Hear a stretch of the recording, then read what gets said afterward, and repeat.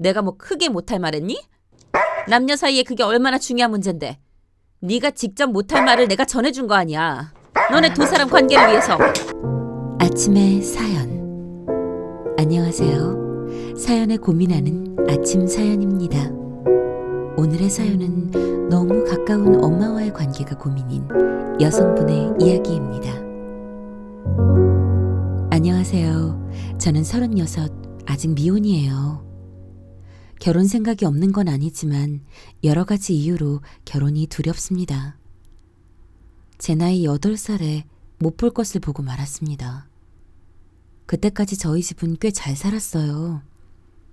정확히 기억이 나지는 않지만 제가 살던 집은 마당에 있는 2층 집이었고 아빠는 검정색 큰 차를 가지고 계셨고 햇볕이 잘 드는 거실에는 하얗고 커다란 피아노가 놓여 있었고 6살 때부터 그 피아노로 개인 레슨을 받았었거든요. 아빠는 우리 차로 저희 피아노 선생님을 자주 태우고 다니셨어요. 그것 때문에 엄마와 많이 싸우셨는데 사실 다른 일로도 많이 싸우셔서 꼭 피아노 선생님 잘못은 아니었지만 저는 그 선생님을 참 싫어했어요. 그런데 8살 어느 날 엄마가 동생을 임신하고 있다가 쓰러지셨어요. 그날도 아빠랑 심하게 다투셨는데 그대로 쓰러져 구급차를 타고 병원에 실려가셨죠. 많이 맞으셨거든요. 어린 마음에 엄마가 쓰러지셨다는 게 너무 충격적으로 느껴져서인지 실제로는 4, 5일 정도 입원해 있으셨다는데 제 기억에는 한 달도 넘는 것처럼 기억이 되네요. 학교 때는 늘 엄마가 마중을 나오셨는데 엄마가 없으니 아빠가 대신 오실 거라고 했었어요. 근데 아무리 기다려도 오시지를 않아서 혼자 집까지 걸어왔어요. 조용히 집에 들어왔는데 안방에서 여자 소리가 들리기에 엄마가 온 줄 알고 기뻐서 방문을 열었더니 아빠가 다른 여자와 둘이 엄마 침대에 있었습니다. 그게 무슨 일인지 정확히 알 수는 없었지만 좋지 않은 일인 것만은 알 수 있었죠. 그런데 엄마에게 그 일을 말해야 하는지 말하지 않는 게 나은지 그걸 판단할 수 있는 나이는 아니었어요. 엄마가 집에 돌아오셔서 예지야, 혹시 엄마 집에, 엄마 방에 우리 식구랑 일하는 아주머니 말고 누가 들어왔었니? 하고 물으시는데 네 라고 대답해 버렸습니다. 엄마의 떨리던 숨결이 아직도 생생하지만 이미 말을 바꾸기엔 늦어버렸습니다. 누가? 혹시 피아노 선생님이니? 네, 또 다른 여자도. 다른 여자? 다른 여자 누구? 몰라요. 모르는 사람이었어요. 모르는 사람이라고? 혼자? 그 사람들이 혼자 엄마 방에 들어왔던 거야? 네가 들어오라고 했어? 이쯤 되니 덜컥 겁이 났습니다. 제 잘못이 아니라고 말하고 싶었죠. 아니, 나는 아니야. 엄마가 아빠가 학교에 마중 나올 거라고 했잖아. 근데 안 오셨어. 혼자 집에 왔는데 아빠가 그 여자분이랑 엄마 방에 있었어. 하루는 그 여자, 다른 날은 피아노 선생님. 내가 그런 거 아니야. 이렇게 말했던 기억이 나네요. 지금이라면 그렇게 솔직하고도 정확하게 말하는 실수를 하지는 않겠죠. 지금 이 나이에 그때 엄마가 받았을 충격과 상처를 생각하면 아직도 가슴이 터질 것 같습니다. 엄마와 아빠가 싸우고 쓰러지던 날 동생을 유산했어요. 그렇게 아이를 잃고 엄마가 슬퍼하고 있을 때 아빠는 다른 여자들과 엄마 방에 함께 있었던 것이었죠. 돌아오신 날 엄마와 아빠는 전보다 더 크게 싸우셨어요. 그 이후 셋에서 넷이 될 줄 알았던 우리 가족은 엄마와 나 이렇게 둘만 남겨져 버렸습니다. 엄마와 둘이 남겨진 후 우리의 생활은 예전과는 아주 많이 달랐습니다. 내 방에 놀이방까지 있던 집에서 살았던 저는 햇빛도 잘 들지 않는 반지하 방에서 엄마와 함께 자게 되었고요. 그 집은 방문을 열고 나가면 바로 싱크대 옆에 화장실은 계단을 3개나 올라가야 하고 화장실 안에 세탁기가 있어 목욕도 조심해서 해야 하는 그런 집이었습니다. 엄마는 무남동녀 외동딸로 세상 물정 모르고 자라다가 고1 때 외할아버지 외할머니가 교통사고로 함께 돌아가셨는데 큰삼촌 식구가 혼자 남겨진 엄마를 돌봐주시겠다고 엄마 집으로 들어오셔서는 결국 그 집의 주인이 되어버리셨대요. 그리고는 유산보다 빚이 더 많아 대학에 보낼 돈이 없으니 고등학교 졸업하고 취업하라고 하셔서 20살에 바로 취직을 하셨답니다. 그 첫 직장에서 사장님의 눈에 들어 21살에 결혼과 동시에 저를 낳으신 거였죠. 그러니 엄마가 아빠랑 매일 싸워도 심지어 엄마가 싸우다 맞아도 하소연할 곳도 도움을 청할 곳도 없었던 겁니다. 그래서 이혼할 때 위자료도 제대로 챙겨받지 못하고도 어떻게 해야 할 줄을 몰라 그렇게 대책 없이 쫓겨날 수밖에 없었습니다. 처음 몇 년은 양육비를 받으셨다고 해요. 허름한 집에 살았지만 먹고 사는 것이 힘들 정도는 아니었습니다. 그런데 제가 초등학교 고학년이 되면서 전에 살던 집에서 입던 옷들이 더 이상 들어가지도 않을 정도로 작아질 무렵 더는 좋아하는 예쁜 옷들을 입을 수 없게 되었습니다. 아빠 회사가 어려워졌다는 소식을 들었고 그와 동시에 양육비도 끊겼다고 해요. 엄마와 저 둘만의 살아남기가 시작되었습니다. 아빠는 젊고 예쁜 엄마를 두고도 왜 다른 여자들을 만나왔던 건지, 엄마도 그렇지만 어떻게 하나밖에 없는 딸을 그렇게 버리고는 한 번도 찾아오지 않았던 건지, 그래서 혼자 살았던 그 삶은 행복했는지 따져 묻고 싶은 것이 너무 많았지만 저는 결국 그 대답을 듣지 못하게 되었습니다. 사업이 망하고 필리핀으로 도망가셨던 아빠가 거기서 돌아가셨다는 연락을 몇 년 후에 받았기 때문이죠. 따지기는커녕 장례식도 치러드릴 수 없었습니다. 양육비가 끊긴 후 엄마는 야로르트 아줌마, 풀문 아줌마, 보험 아줌마, 아줌마가 할 수 있는 여러 가지 일들을 하셨습니다.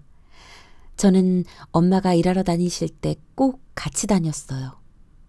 저도 집에 혼자 있는 것이 무서웠고 엄마도 저를 혼자 두고 다니기 싫어하셨거든요. 그래서 저는 엄마보다 일찍 세상을 배우게 되었습니다. 아이와 함께 다닌다고 안쓰럽게 생각해 주시는 분들도 많았습니다만 제 앞에서 보란 듯이 엄마에게 함부로 하는 사람도 많았고 엄마와 더불어 저까지 이상한 눈으로 보는 사람도 많았습니다.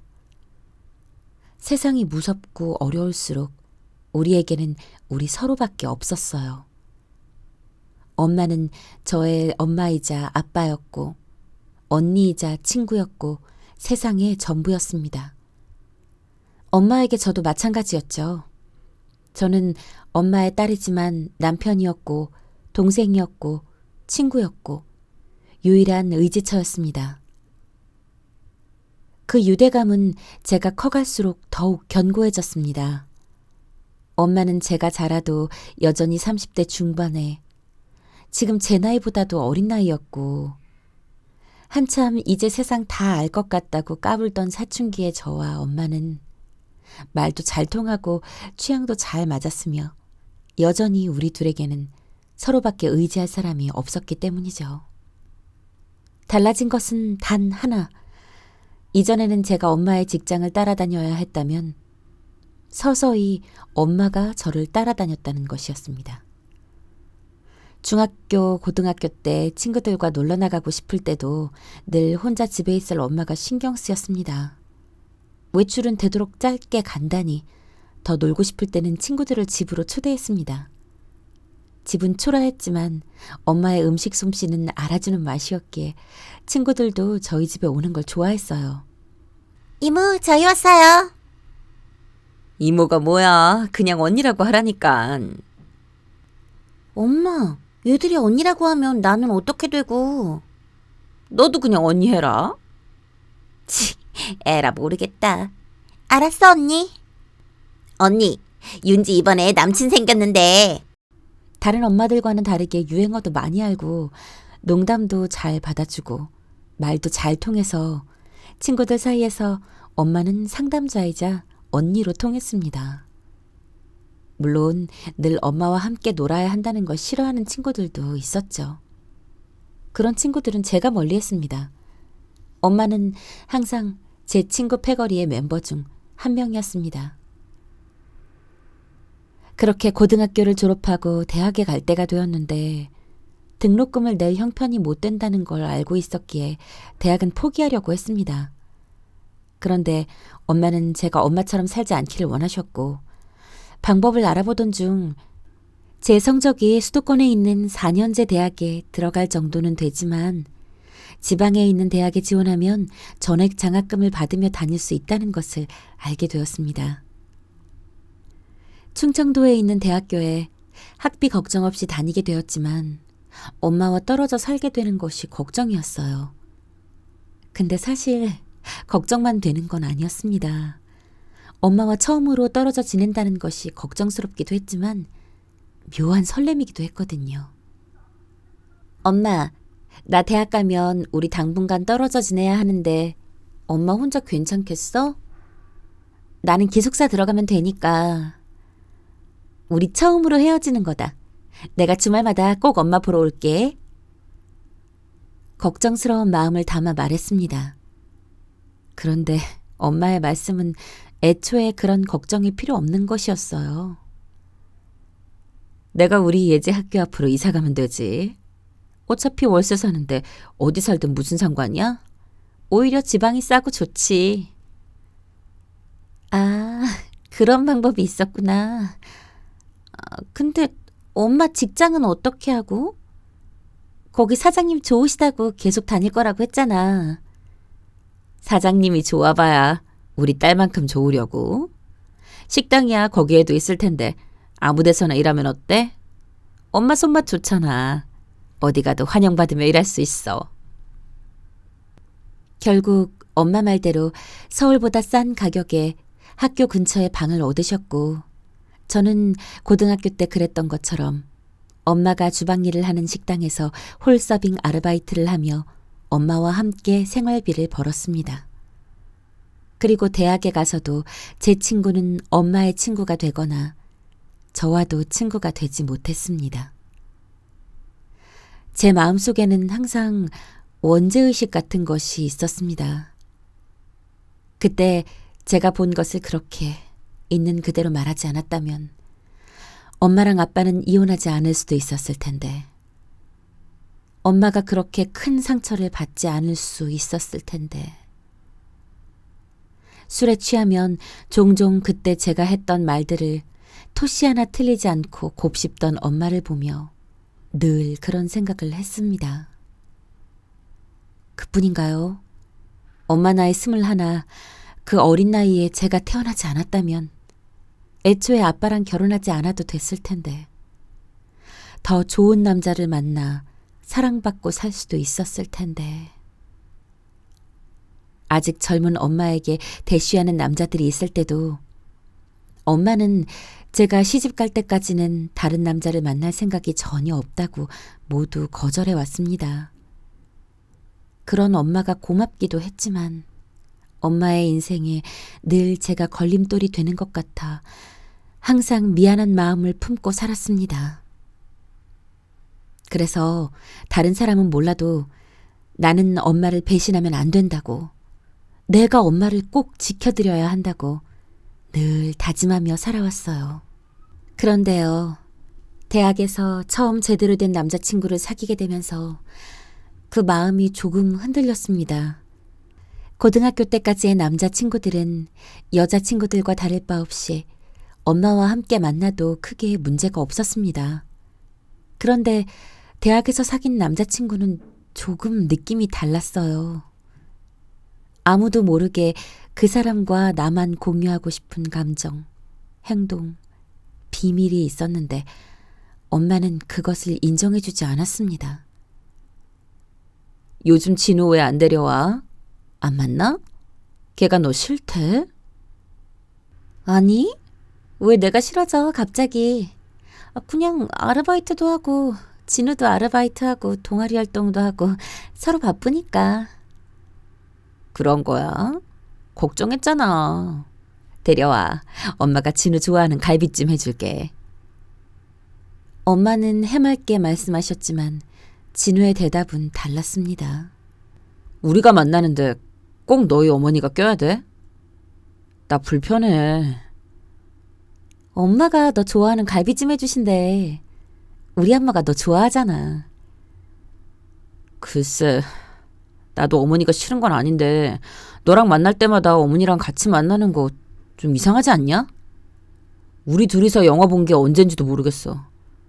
언제부턴가 영화도 어머니랑 같이 보러 다닌 거 알지? 그랬나? 아무튼 네가 이해 좀 해줘. 엄마랑 나랑 특별한 사이인 거 너도 알잖아. 갈비찜 먹으러 올 거지? 갈비찜은 우리 엄마도 맛있게 하셔. 그냥 나는 우리 엄마 갈비찜 먹으러 갈게. 너는 너네 엄마랑 잘 지내. 그리고 다른 사람이랑 연애하게 되면 엄마는 좀 떼고 다녀라. 너네 엄마가 잠자리까지 나타날 것 같아서 사실 좀 소름 끼쳐. 뭐라고? 말이면 다야? 그렇게 첫사랑은 엄마와 저의 관계를 이해해주지 못하고 끝났습니다. 그로부터 한동안 엄마와 함께 진우 욕을 하며 시련의 아픔을 잊었습니다. 엄마랑 술을 마셨고 엄마랑 같이 클럽에 갔어요. 엄마를 저의 언니쯤으로 알고 대시하는 남자들과 함께 어울려 놀기도 했었죠. 힘들 때 엄마가 내 옆에 있어준다는 사실에 마음이 놓였습니다. 두 번째 사랑도 세 번째 사랑도 비슷하게 떠나보냈습니다. 세 번째 만난 복학생 선배는 엄마가 승기나는 우리 예지 사귀면 애인이 2명이나 되는 거야. 나까지. 완전 좋지? 동생 하나, 언니 하나. 엄마랑 저는 재미있는 농담이라며 웃었지만 승기 오빠는 얼굴이 돌처럼 굳어버렸습니다. 그리고 그날 집에 가서 더 이상 만나지 않는 게 좋겠다는 문자를 보내왔습니다. 그렇게 연달아 연애에 실패하면서 세상 남자들을 증오하게 되었어요. 엄마랑 저의 관계가 다른 사람들보다 특별하기는 하지만 그걸 이해 못하는 속 좁은 남자들만 있다는 것이 우스웠습니다. 어차피 원래 엄마랑 저 둘뿐이었고 영원히 우리 둘만 함께 있으면 되는 거였습니다. 의류학을 전공했던 저는 졸업하고 패션업체에 취직을 했습니다. 아웃도어 의류 디자이너가 되었어요. 그때부터 엄마의 자부심은 하늘을 찔렀습니다. 엄마랑 저는 다시 직장 근처로 이사를 했는데 제가 정식으로 취직도 했으니 손목도 안 좋은데 식당 일은 그만하시라고 말려서 집에서 쉬고 계셨어요. 그랬더니 엄마는 남는 시간을 제 주위 사람들을 초대해 먹이고 제 자랑을 하는 데 쓰셨습니다. 우리 딸이 디자이너잖아요. 이번에 응지연이 입고 광고 찍은 거 그것도 우리 예지가 디자인한 거잖아요. 엄마, 정확하게 내 디자인은 아니야. 우리 팀에서 만든 거지. 그게 그거지. 네가 그 팀에 있으니까. 안 그래요, 대리님? 초반에 엄마는 회사 직원들도 자주 초대를 해서 음식을 해 먹이셨습니다. 그렇게 하는 것이 내조라면서요. 그러나 초대에 응해주는 분들이 점점 줄어들었고 저도 조금 조심하게 되었어요. 같은 회사분들을 상대로 우리 예지가 정말 대단한 아이예요. 지 아빠가 바람피고는 우리를 내쫓아서 우리 둘이 안 해본 일이 없이 살았는데 이렇게 저 혼자서도 잘 커서 대학도 4년 내내 장학금 받고 졸업하고 이렇게 좋은 직장에 취직해서 일도 잘하고 예쁘고 착하고 내 딸이지만 대단한 애죠. 안 그래요? 회사 사람들한테까지 어린 시절 엄마 아빠 얘기까지 떠벌려지는 게 부담스러웠거든요. 되도록 엄마가 회사 사람들과 만나지 않으셨으면 좋겠다는 내색을 했더니 엄마는 많이 서운해 하셨습니다. 하지만 직장이라는 곳이 워낙 말도 많고 탈도 많은 곳이라 항상 조심하는 것이 좋다고 말씀드렸더니 세상 참 야박하다. 세상에 단 둘뿐인 모녀를 꼭 그렇게 떼어놔야 속이 시원하다니? 하고 푸념하시면서도 받아들이기로 하셨죠. 그런데 이 업계는 워라밸이 잘 지켜지지 않는 직종이었어요. 거의 매일 야근이었고 야근이 없는 날은 회식이었죠. 제가 주말도 없이 밤 늦도록 일만 하니까 저 못지않게 엄마가 힘들어 하셨습니다. 엄마, 문화센터 같은 데 다니면서 취미생활도 하시고 친구도 좀 만들어봐. 라고 권유했지만 모르는 동네에서 혼자 기웃거리는 거 싫어. 하고 거부하셨어요. 제가 직장 6년 차쯤 되었을 때 엄마는 폐경기와 겹치면서 우울증이 오시는 것 같았어요. 언제부턴가 퇴근 시간 즈음부터 회사 근처에서 제가 퇴근할 때까지 서성이셨습니다. 이러다가는 엄마에게 큰일이 나겠다 싶어 결국 회사를 그만두었습니다. 엄마 때문에 회사까지 그만두면 어떡해.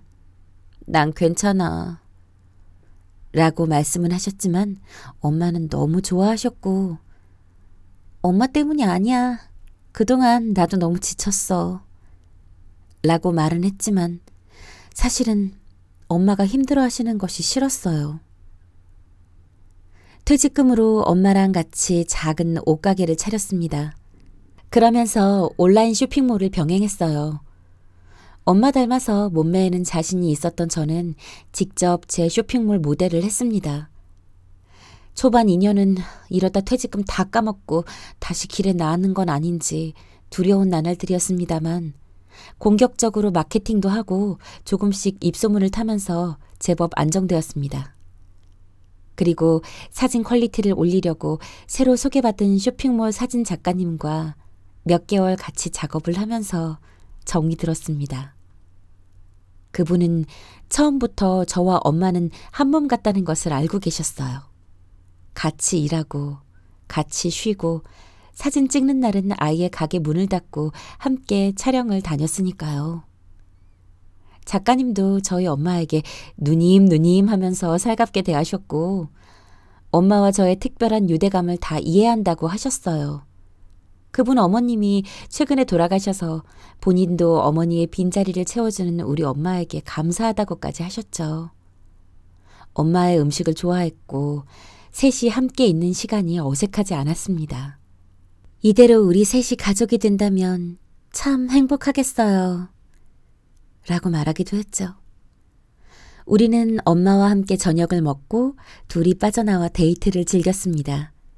그러면 엄마가 2-시간 정도 가게를 더 보시다가 문 닫고 들어가시고 제가 아침에 먼저 가게를 오픈하는 패턴을 정했습니다. 저와 작가님의 데이트 시간도 보장해 주시고 우리 엄마도 이제 저의 사생활을 인정해 주시는 것 같았습니다. 그런데 그런 생활이 1년 이상 계속되자 엄마가 이상한 질문들을 하기 시작하셨어요.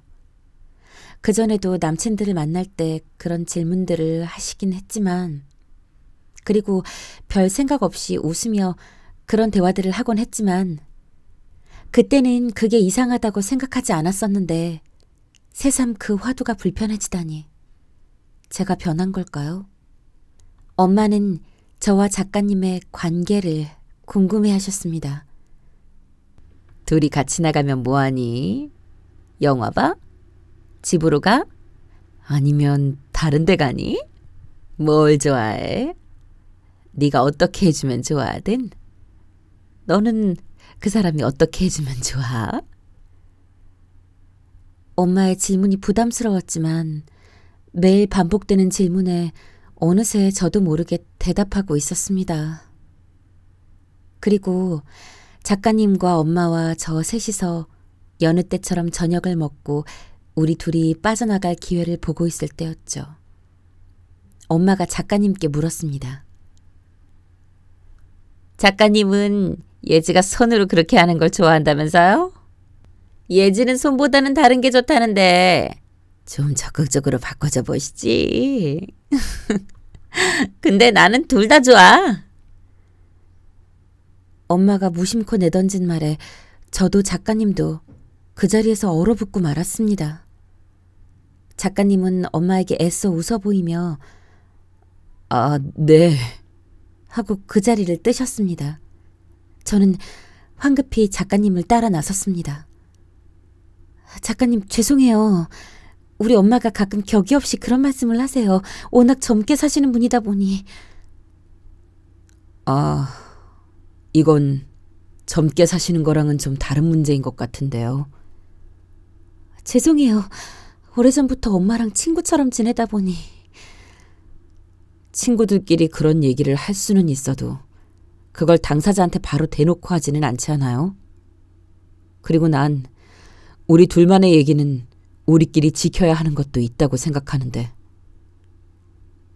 네, 맞아요. 저랑 엄마랑은 어려서부터 좀 특별한 시간을 오래 보내서 남들은 이해 못하는 그런 것들이. 이해하려고 많이 노력했어요. 두 분이 어떤 일들을 겪었고 어떤 시간을 보내왔는지 이미 수없이 들었으니까. 그런데 오늘은 조금 많이 당황스러워요. 나한테도 시간이 좀 필요할 것 같아요. 그 말을 남기고 뒤돌아서는 작가님을 붙잡지 못했습니다. 평소 같으면 저도 뒤도 안 보고 돌아가 엄마와 소주 한 잔 나누며 상대 남자를 이해심 부족한 사람이라고 욕했을 텐데 멀어지는 작가님의 뒷모습만 쳐다볼 뿐 발걸음이 떨어지지 않았습니다. 그대로 한참을 서 있다가 엄마에게 돌아가 화를 냈습니다. 엄마는 도대체 내 인생 어디까지 끼어들 생각이야? 친구? 학교? 직장? 연애? 결혼도 남자 양쪽 팔 한쪽씩 나눠 끼고 같이 할 생각이야? 왜? 한 침대 쓰자고 하지 그래? 친구들이 뭐라는 줄 알아? 엄마가 나를 보면서 대리만족한대. 엄마가 나랑 엄마 인생을 따로 보지 못하고 꼭 엄마가 나인 것처럼 행동한대. 엄마 머리 모양, 옷 입는 거, 화장법까지. 우리가 아무리 친구처럼 자매처럼 살아도 엄마는 엄마고 딸은 딸이잖아. 어떻게 딸의 애인한테 그런 말을 할 수가 있어? 제가 그런 식으로 화내는 모습을 처음 본 엄마는 큰 충격을 받으신 듯 했습니다. 충격을 좀 받으시라고 한 말이긴 했지만 감당하기 힘든 만큼이었는지 그대로 몸져 누우셨습니다. 처음에는 엄마가 사과를 해도 쉽게 풀어드릴 생각이 없었는데 엄마가 누워 계시는 시간이 길어지니 너무 걱정이 되었어요. 차갑게 돌아설 것만 같았던 작가님도 며칠 후 생각을 정리하셨는지 조금만 더 조심해 주길 당부하면서 돌아오셨기에 저도 엄마에 대한 마음이 많이 누그러졌습니다. 엄마도 속으로는 생각을 좀 해보셨겠지 하는 기대를 갖고 심한 말을 해서 죄송하다고 제가 먼저 용서를 빌었습니다. 그리고 다시 우리에게 평화가 찾아온 듯 했습니다. 그러나 평화는 오지 않았어요. 엄마는 제가 아니라 작가님을 용서하지 못했습니다. 세상에 둘도 없는 딸이 그런 모진 말을 하게 만든 당사자인 작가님을 말이죠. 그 사람 처음부터 인상이 별로였어. 어딘가 음흉해 보이지 않든? 바람기가 다분해. 얼마나 이쁜 여자들을 많이 보고 다닐 거야? 사람이 앞에서는 정중한 척하면서 너랑 나를 얼마나 무시하면 그렇게 차갑게 굴겠어? 아니, 내가 뭐 크게 못할 말했니? 남녀 사이에 그게 얼마나 중요한 문제인데. 네가 직접 못할 말을 내가 전해준 거 아니야. 너네 두 사람 관계를 위해서. 두고두고 저를 괴롭혔습니다. 그런데 이상하게도 엄마 말씀이 맞는 것처럼 들리기 시작했어요. 크게 화 한 번 내지 않는 성품이 오히려 거짓으로 느껴졌고, 저 말고도 수많은 모델들을 만나는 직업을 가진 사람이 저 한 사람만 좋아한다는 것도 믿을 수가 없었고, 정말 저를, 엄마를 무시하는 것처럼 느껴졌습니다. 그래서 지금 우리의 관계는 위기를 맞고 있습니다. 작가님이 원래 그런 사람이었는데 제가 몰라봤던 건지, 그분은 한결같은데 제 마음이 달라진 건지, 뭐가 뭔지 모르겠지만 아무튼 예전처럼 작가님을 볼 수가 없습니다.